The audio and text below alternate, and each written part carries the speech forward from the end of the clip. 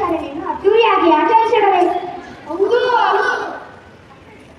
ಆಯ್ತು, ಆದರೆ ಈ ವರ್ಷ ವಿಶೇಷವಾಗಿ ಆಚರಿಸೋಣವೇ? ವಿಶೇಷವಾಗಿ ಅಂದರೆ ವಿಶೇಷವಾಗಿ ಎಂದರೆ ಆಟಗಳ ಸ್ಪರ್ಧೆ, ಗೆದ್ದವರಿಗೆ ಇನಾಮು ಕೊಡುವುದು. ಇಲ್ಲ ಇಲ್ಲ, ಈ ಬಾರಿ ಆಟಗಳ ಬದಲು ಆಶುಭಾಷಣ ಸ್ಪರ್ಧೆ ನಡೆಸೋಣ. ಹೇಗೆ? ಹಿಂದೆ ನೀನು ಆಮೆಯ ಜೊತೆ ಓಟದ ಸ್ಪರ್ಧೆಯಲ್ಲಿ ಸೋತಿದ್ದಕ್ಕೆ ಭಯವೇನು? ತಪ್ಪ, ನನಗೇಕೆ ಭಯ? ಆಶುಭಾಷಣ ಸ್ಪರ್ಧೆಯಿಂದ ಗೊತ್ತಿಲ್ಲದ ಎಷ್ಟೋ ವಿಚಾರಗಳನ್ನು ನಾವು ತಿಳಿದುಕೊಳ್ಳಬಹುದು ಎಂದನಷ್ಟೇ. ಆಶುಭಾಷಣ ಸ್ಪರ್ಧೆ ಹಾಗೆಂದರೇನು? ಓನರಿನ ನಿನಗೆ ಅಷ್ಟು ಗೊತ್ತಿಲ್ಲವೇ? ಆಶುಭಾಷಣ ಸ್ಪರ್ಧೆ ಎಂದರೆ ಸ್ಥಳದಲ್ಲೇ ಸೂಚಿಸಿರುವ ವಿಷಯದ ಬಗ್ಗೆ ಭಾಷಣ ಮಾಡುವುದು. ಸರಿ, ಹಾಗಾದರೆ ನಾಳೆ ಸ್ಪರ್ಧೆಗಳನ್ನು ನಡೆಸೋಣ. ಎಲ್ಲರೂ ನಾಳೆ ಇಲ್ಲಿಯೇ ಸೇರೋಣ.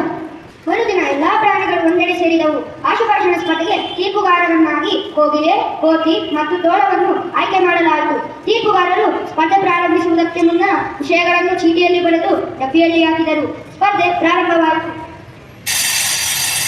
ಒಬ್ಬರಾಗಿ ಬನ್ನಿ, ಡಬ್ಬಿಯಿಂದ ಒಂದು ಚೀಟಿಯನ್ನು ತೆಗೆದುಕೊಂಡು ಅದರಲ್ಲಿಟ್ಟು ವಿವಿಧ ವಿಷಯಗಳನ್ನು ಕುರಿತು ಮಾತನಾಡಿರಿ. ಎಲ್ಲರಿಗೂ ಸಮಯ 5 ನಿಮಿಷಗಳು ಮಾತ್ರ. ಕೊಂಡಿರುವ ಭಾರವನ್ನು ಅಲ್ಲಾಡಿಸುತ್ತಾ ಬೀಳಿಡುತ್ತಾ ಬಂದ ಆನೆಯೇ ಗಂಟಲನ್ನು ಸರಿಪಡಿಸಿ ಡಬ್ಬಿಯಲ್ಲಿ ಕಂಬಿಲನ್ನು ಹಾಕಿ ಚೀಟಿಯನ್ನು ಎತ್ತಿಕೊಂಡಿತು. ಅಬ್ಬ, ನನಗೆ ಇಷ್ಟವಾದ ವಿಷಯ ರೇಡಿಯೋ ಬಂದಿದೆ. ರೇಡಿಯೋ ಒಂದು ಸಂಪರ್ಕ ಸಾಧನ. ಅದನ್ನು ಕಂಡಿಡಿದವರು ಮಾರ್ಕೋನಿ. ಇದರಲ್ಲಿ ಚಿಂತನೆ, ಕೃಷಿ ಸಮಾಚಾರ, ಶಿಕ್ಷಣ ಕ್ಷೇತ್ರ, ವಾರ್ತೆ, ಕ್ರೀಡೆ, ಮನರಂಜನೆ, ರಾಜಕೀಯ ಹಾಗೂ ಇತ್ಯಾದಿ ಕಾರ್ಯಕ್ರಮಗಳು ಪ್ರಸಾರವಾಗುತ್ತದೆ.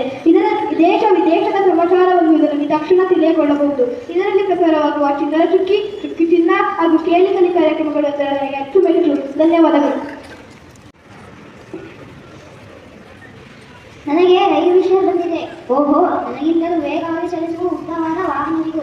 ಇದು ಕಂಬಿಗಳ ಮೇಲೆ ಮಾತ್ರ ಚಲಿಸುತ್ತದೆ. ರೈಲಿನಲ್ಲಿ ಒಮ್ಮೆಗೆ ಹೆಚ್ಚು ಜನರು ಪ್ರಯಾಣಿಸಬಹುದು, ಸರಕುಗಳನ್ನು ಸಾಗಿಸಬಹುದು. ರೈಲಿನಲ್ಲಿ ಶೌಚಾಲಯ, ಕುಡಿಯುವ ನೀರು, ಮಲಗುವ ವ್ಯವಸ್ಥೆ ಇರುತ್ತದೆ. ಈಗ ರೈಲಿನ ಪ್ರಯಾಣ ತುಂಬಾ ಸುಖಕರ ಹಾಗೂ ಅದರ ದರವು ಕಡಿಮೆ. ಧನ್ಯವಾದಗಳು. ಈಗಲೆಲ್ಲ ಕೈ ಮುಗಿದು ಒಂದು ಚೀಟಿಯನ್ನು ಎತ್ತಿಕೊಂಡಿತು. ಇಲ್ಲಿ ಅತ್ಯಂತ ಎತ್ತರವಾದ ಪರ್ವತಗಳಿವೆ. ಭಾರತದ ಉತ್ತರ ಭಾಗದಲ್ಲಿದ್ದು ಹಿಮದಿಂದ ಕೂಡಿದೆ. ಶತ್ರುಗಳನ್ನು ನಮ್ಮ ದೇಶಕ್ಕೆ ಬರುತ್ತದೆಯೂ ತಡೆದಿದೆ. ಇಲ್ಲಿ ಹುಟ್ಟುವ ಗಂಗಾ, ಯಮುನಾ, ಬ್ರಹ್ಮಪುತ್ರ ನದಿಗಳು ಸದಾ ತುಂಬೆ ಹರಿಯುತ್ತದೆ.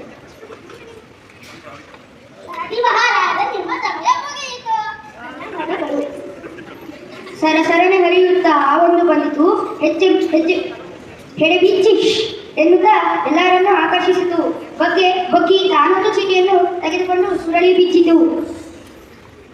ನನಗೆ ಬ್ಯಾಂಕ್ ವಿಷಯ ಸಿಕ್ಕಿದೆ. ಎಲ್ಲರೂ ಬ್ಯಾಂಕಿನಲ್ಲಿ ಹಣದ ವ್ಯವಹಾರ ಮಾಡುತ್ತಾರೆ. ಹನಿ ಹನಿ ಕೂಡಿದರೆ ಹಳ್ಳ, ತೆನೆ ತೆನೆ ಕೂಡಿದರೆ ಬಳ್ಳ ಎನ್ನುವಂತೆ ಉಳಿತಾಯ ಮಾಡಬೇಕು. ಹಣ ಇರಿಸಲು ಮತ್ತು ಬೇಕಾದಾಗ ತೆಗೆದುಕೊಳ್ಳಲು ಈಗ ಉತ್ತಮ ವ್ಯವಸ್ಥೆಯನ್ನು ಎಲ್ಲ ಬ್ಯಾಂಕಿನವರು ಮಾಡಿದ್ದಾರೆ. ನಮ್ಮ ಖಾತೆಯಲ್ಲಿರುವ ಹಣ ಅವಶ್ಯಕತೆ ಇದ್ದಾಗೆಲ್ಲ ಬ್ಯಾಂಕ್ ಅಥವಾ ATM ಮೂಲಕ ತೆಗೆದುಕೊಳ್ಳಬಹುದು. ATM ಹೆಚ್ಚಿನ ಬ್ಯಾಂಕ್ಗಳಲ್ಲಿ ಲಭ್ಯವಿದೆ. ಗೂಗಲ್ ಪೇ, ಫೋನ್ ಪೇ ಇರುವುದರಿಂದ ತಕ್ಷಣವೇ ಹಣ ವರ್ಗಾವಣೆ ಮಾಡಬಹುದು. ಧನ್ಯವಾದಗಳು. ರೆಕ್ಕೆ ಬಿಚ್ಚುತ್ತಾ ಕರಿಬಿಚ್ಚಿ ತನ್ನ ಸೌಂದರ್ಯವನ್ನು ಬಿಂಕದಿಂದ ಪ್ರದರ್ಶಿಸಿ ನವಿಲು ಎಲ್ಲರ ಕಣ್ಣನ್ನು ಸೆಳೆಯಿತು. ಕೊಕ್ಕಿನಿಂದ ಚೀಟಿ ತೆಗೆದುಕೊಂಡು ವಿಮಾನದ ಬಗ್ಗೆ ಹೀಗೆ ಹೇಳಿತು. ಮನುಷ್ಯರು ಹಕ್ಕಿಗಳನ್ನು ಹಾರುವುದು ಕಂಡು ತಾನು ಹಾರಬೇಕೆಂದು ಈ ವಿಮಾನವನ್ನು ಕಂಡುಹಿಡಿದರು. ವಿಮಾನವು ವಾಯುಮಾರ್ಗದಲ್ಲಿ ಚಲಿಸುತ್ತದೆ. ಇದರ ಮೂಲಕ ಕಡಿಮೆ ಸಮಯದಲ್ಲಿ ಬಹಳ ದೂರ ಪ್ರಯಾಣಿಸಬಹುದು. ಜನರು ದೇಶ ವಿದೇಶಗಳಿಗೆ ಹೋಗುವಾಗ ಹೆಚ್ಚಾಗಿ ವಿಮಾನದಲ್ಲಿಯೇ ಸಂಚರಿಸುತ್ತಾರೆ. ನನಗೆ ವಿಮಾನ ಪ್ರಯಾಣವೆಂದರೆ ತುಂಬಾ ಇಷ್ಟ. ಆದರೆ ಇದರ ದುಬಾರಿ ಎನ್ನುವುದೇ ಬೇಸರವಾಗಿದೆ. ಧನ್ಯವಾದಗಳು. ಕೊಕ್ಕಿನ ಚೀಟಿಯನ್ನು ಎತ್ತಿಕೊಂಡಿತು. ಮುದ್ದು ಮುದ್ದಾಗಿ ಹೀಗೆ ಮಾತನಾಡತೊಡಗಿತು. ರೋಗಿ ಬಯಸಿದ್ದು ಹಾಲು ಅನ್ನ, ವೈದ್ಯರು ಹೇಳಿದ್ದು ಹಾಲು ಅನ್ನ ಎಂದಂತೆ ನನಗೆ ಮೊಬೈಲ್ ವಿಷಯ ಸಿಕ್ಕಿದೆ. ಈಗ ಎಲ್ಲರ ಕೈಯಲ್ಲಿ ಇರುವುದು ಮೊಬೈಲು. ಇದರ ಮೂಲಕ ಜಗತ್ತಿನ ಮೂಲೆ ಮೂಲೆ ಜನರು ವಿಚಾರಗಳನ್ನು ವಿನಿಮಯ ಮಾಡಿಕೊಳ್ಳಬಹುದು. ವಿಚಾರ ವಿನಿಮಯದ ಜೊತೆಗೆ ನಾವು ಸಂದೇಶಗಳನ್ನು ಕಳುಹಿಸಿಕೊಳ್ಳಬಹುದು. ಇವುಗಳಲ್ಲದೆ ಇದರಿಂದ ನಾವು ಛಾಯಾಚಿತ್ರ ತೆಗೆಯಬಹುದು, ಲೆಕ್ಕ ಮಾಡಿಕೊಳ್ಳಬಹುದು, ದಿನಾಂಕ ತೆಗೆಯಬಹುದು, ದೂರವಾಣಿ ಸಂಖ್ಯೆಗಳನ್ನು ದಾಖಲಿಸಿಕೊಳ್ಳಬಹುದು. ಈಗ ಮೊಬೈಲ್ನಲ್ಲಿ ಇರುವ ಸಣ್ಣ ಕಂಪ್ಯೂಟರ್ ಆಗಿದೆ. ಧನ್ಯವಾದಗಳು. ಹಲವು ತಿಳಿಸಿದಂತೆ ಈ ಆಶುಭಾಷಣ ಸ್ಪರ್ಧೆ ಮೂಲಕ ನಾವೆಲ್ಲ ಬಹಳ ತಿಳಿದುಕೊಂಡೆವು. ಈ ಕಾರ್ಯಕ್ರಮ ನಡೆಸಲು ಸಹಕರಿಸಿದವರೆಲ್ಲರಿಗೂ ಧನ್ಯವಾದಗಳು. ನೀವೆಲ್ಲ ಸ್ಪರ್ಧೆಯಲ್ಲಿ ಭಾಗವಹಿಸಿ ಯಶಸ್ವಿಯಾಗಿ ನಡೆಸಿಕೊಟ್ಟಿದ್ದೀರಿ. ಇದು ನನಗೆ ಹರ್ಷ ತಂದಿದೆ. ನಾಳೆ ಹೊರಾಂಗಣ ಆಟದಲ್ಲಿ ಕಬಡ್ಡಿ ಆಟವನ್ನು ಆಡೋಣ. 2 ಸ್ಪರ್ಧೆಯಲ್ಲಿ ಗೆದ್ದವರಿಗೆ ಬಹುಮಾನ ನೀಡೋಣ. ಮತ್ತೊಮ್ಮೆ ಎಲ್ಲ ಪ್ರಾಣಿಗಳಿಗೂ ಧನ್ಯವಾದಗಳು.